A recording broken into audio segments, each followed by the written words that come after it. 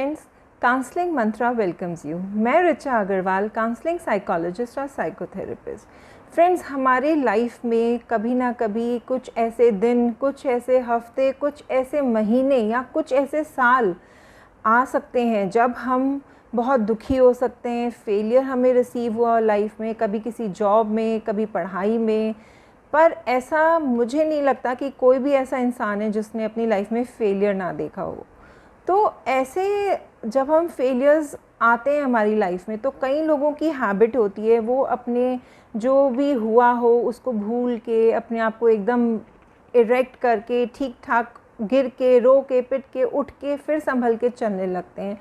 और कुछ लोग होते हैं जो उसी चीज़ में, उसी फेलियर के बीच में घूमते रहते हैं और वो उससे उभर ही नहीं पाते हैं। तो ऐसा क्या होता है उन लोगों में जो उठ के फिर दोबारा चलना सीख जाते हैं, और क्यों चलना सीख जाते हैं? वो होता है उनका पॉजिटिव फ्रेम ऑफ माइंड, कि वो हर फेलियर में, हर जो उनको हार मिली है उसमें एक अपॉर्चुनिटी ढूंढते हैं और कोई सोल्यूशन ढूंढते हैं कि कैसे वो उठ करके ऊपर चल सकेंगे। सो फ्रेंड्स, आइए आज हम देखते हैं कि हम इस तरह का एटीट्यूड अपने अंदर किस तरह से लेकर के आ सकते हैं। हम बहुत सारे एक्सक्यूज़ेस बनाने लगते हैं कि हम फेल हो गए तो किसी सिचुएशन की वजह से हुए हैं, किसी लोगों की वजह से हुए हैं, कि उन्होंने मेरे साथ ऐसा नहीं किया इसलिए ऐसा हो गया। या अगर हम क्लास में मार्क्स की बात करें, टीचर बायस थी, उनको मुझसे कोई चिढ़ है इसलिए उन्होंने मुझे नंबर नहीं दिए। या कोई मैच खेल रहे हैं, उसमें आप हार गए हो तो आपको लगेगा वो रेफरी जो है ना वो बायस था, उसका डिसीजन वो टीम ए को ज़्यादा पसंद करता था, टीम बी को नहीं।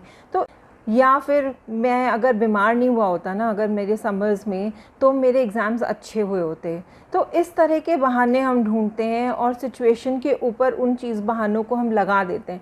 तो फ्रेंड्स, ऐसा किसी के ऊपर ब्लेम करना या किसी को ऐसा कहना कि इनकी वजह से ऐसा हो, वो कहीं पे भी कुछ, वो एक एस्केपिज़म है एक्चुअली अपने फेलियर से, या हम अपनी जो हमारी प्रॉब्लम है वो हमने किसी और के ऊपर डाल दिया। एक्चुअली में तो ये बात हो जाती है। कई बार ऐसा भी हो जाता है कि कोई सिचुएशन किसी के भी हाथ में नहीं होती है और आप उस प्रॉब्लम में आ जाते हो। जैसे अगर हम करंट एग्जांपल लें कोरोना का, इस कोरोना ने कितने लोगों की एम्प्लॉयमेंट, कितने बच्चों का फ्यूचर, जिनके एंट्रेंस एग्ज़ाम होने थे, जितनी प्रॉब्लम्स होनी थी, तो उन चीज़ों से जो आपकी चीज़ हाथ में कंट्रोल में ही नहीं है, उनका तो आप किसी को भी ओनस नहीं दे सकते हैं, किसी को भी ब्लेम नहीं कर सकते। लेकिन जो चीज़ें अपने हाथ में थी और हम कंट्रोल कर सकते थे, हमेशा आपको हमेशा तैयार रहना चाहिए कि कहीं ना कहीं मेरी गलती रही होगी जो ये गड़बड़ हुई है।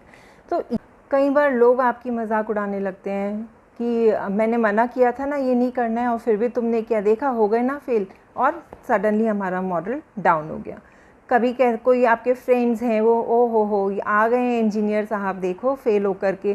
तो किसी भी तरह से कोई भी आपके ऊपर कुछ भी मजाक उड़ा सकता है कुछ, और आपको ऐसी चीज़ें आपके अंदर फ्रस्ट्रेशन बिल्डअप करती हैं और फिर आपको गुस्सा आता है और आपको फेलियर की एक्सेप्टेंस में बहुत ही मुश्किल हो जाती है बिकॉज ऑफ ऑल दिस।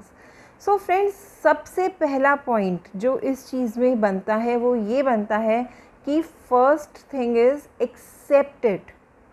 सबसे ज़रूरी चीज़ है accept your failure, take the whole onus on yourself, कि हाँ मेरे से कोई गलती रही होगी। APJ अब्दुल कलाम जी का इतना अच्छा एग्ज़ाम्पल है, जब वो सैटेलाइट लॉन्च करने के लिए उनकी पूरी 10,000 लोगों की टीम जो है, कितने सालों से, बहुत सालों तक उन्होंने सैटेलाइट लॉन्च पे काम किया। जब 1979 में एक टाइम आया कि उनको वो सैटेलाइट लॉन्च करनी थी एंड सिर्फ 1 मिनट रह गया था, जिसमें 6 दिमाग लगे हुए थे एकदम टेक्निकली। जो 6 लोगों का उसमें ग्रुप था जिन्होंने उसके ऊपर बहुत ही काम किया था। तो जैसे ही वो लॉन्च होने वाली थी, 1 मिनट का गैप था और उस प्रोजेक्ट के हेड थे डॉक्टर APJ अब्दुल कलाम जी। तो उनके ऊपर वो लास्ट सेकंड का, लास्ट मिनट का जो डिसीजन था उनके ऊपर था। क्यों? क्योंकि उसमें लीकेज हो गई थी और उन्होंने कहा था इसको रिस्क है करने में, बट देन टू उन्होंने डिसाइड किया और वो लॉन्च कर दी। और उस प्रोसेस में क्या हुआ, वो है अनसक्सेसफुल हो गया। तो जो प्रोजेक्ट मैनेजर थे, जो उनके उन सब पूरी टीम के जो हेड थे, जो लीडर थे, उन्होंने ये प्रेस के सामने बयान दिया कि हाँ ये हो गई है गलती, हम फेल हो गए हैं इस टाइम, लेकिन मुझे अपनी टीम पर पूरा विश्वास है कि मेरी टीम मुझे सक्सेसफुल बनाएगी। मैं ज़रूर फेल हुआ हूँ लेकिन मेरी टीम सक्सेसफुल बनाएगी मुझे। तो फिर जब पूरे 1 साल में हम आपको ये करके दिखाएंगे। फिर जब 1980 में ये लॉन्च हुआ, तो जब प्रेस कॉन्फ्रेंस और ये सक्सेसफुल हो गया, एंड देन जो उनके लीडर थे उन्होंने कलाम जी को बोला है कि आप जाओ, आप जा कर के अनाउंस करो, और पूरा ओनर्स उन्होंने उनको दिया कि हाँ ये मेरी टीम है, इनके ऊपर भरोसा था और मेरी टीम ने इसको जीत के दिखाया। तो इसको बताने का कारण ये है कि उन्होंने जो हार आई वो अपने सर ले ली और जो जीत थी वो अपनी टीम को दी। तो इससे उनकी टीम के स्पिरिट्स हाई हुए, उन्होंने डबल मेहनत से काम की और विदाउट एनी गिल्ट काम किया, एंड दे सक्सीडेड। सो ये एक बहुत ही बड़ा और बहुत ही अच्छा एग्जाम्पल है उस चीज़। फ्रेंड्स, सबसे बड़ी बात है कि हम उसको फेस करना नहीं सीखते हैं, और जब तक हम अपने फेलियर को फेस करना नहीं सीखेंगे हम उसे एक्सेप्ट कभी भी नहीं कर पाएंगे। और फेलियर को हम फियर क्यों करते हैं? क्योंकि हमें फियर होता है कि लोग हमारे बारे में क्या कहेंगे, वो हमें जज करेंगे, उनकी जजमेंट से हमें डर लगता है, वो हमारे बारे में क्या सोचेंगे हमें उससे डर लगता है। हमें अपने फेलियर का डर नहीं है, हमारे को अपनी सेल्फ एस्टीम, अपनी रिस्पेक्ट कि वो मेंटेन रहे, लोग सोसाइटी में इज़्ज़त बनी रहे, उस डर से हम अपने फेलियर से और ज़्यादा घबरा जाते हैं।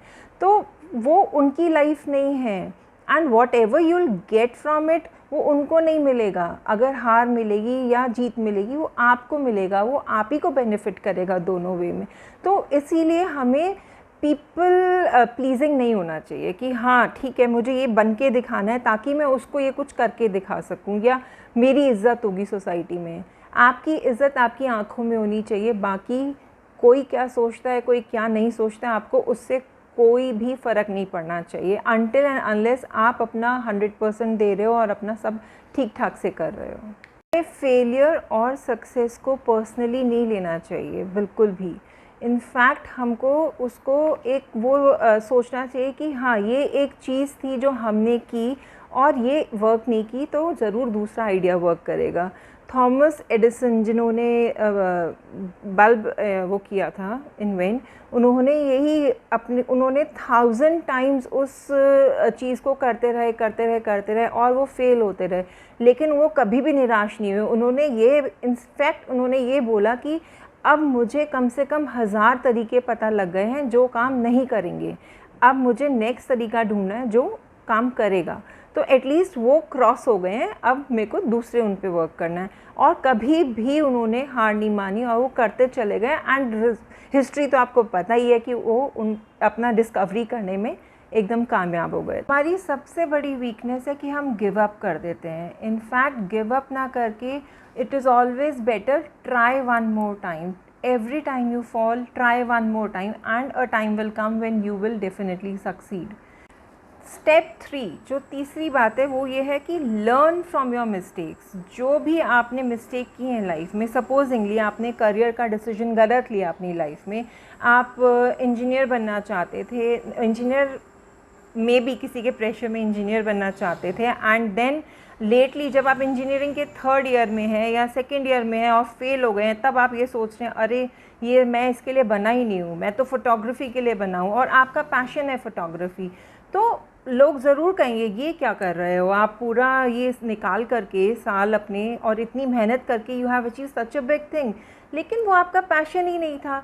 तो आपको पूरी इवैल्यूएशन करनी है कि आप फेल क्यों हुए। अब इस केस में अगर हम एग्जाम्पल, वो उनका पैशन ही नहीं था तो डेफिनेटली उनको वो चेंज करके फिर फोटोग्राफी में गए, and with passing time with 3-4 years वो उस फील्ड में बहुत अच्छा सक्सेस करने लगे, बहुत अच्छा काम करने लगे, एंड उनको मज़ा आने लगा। Basically the person himself started feeling fulfilled और उनको बहुत अच्छी फीलिंग आ रही थी, कंपैशनेट। सो इस तरह से हमें ये देखना है कि जो गलती हमने की हैं उनसे हम क्या सीखें और वही चीज़ हम दोबारा से रिपीट ना करें।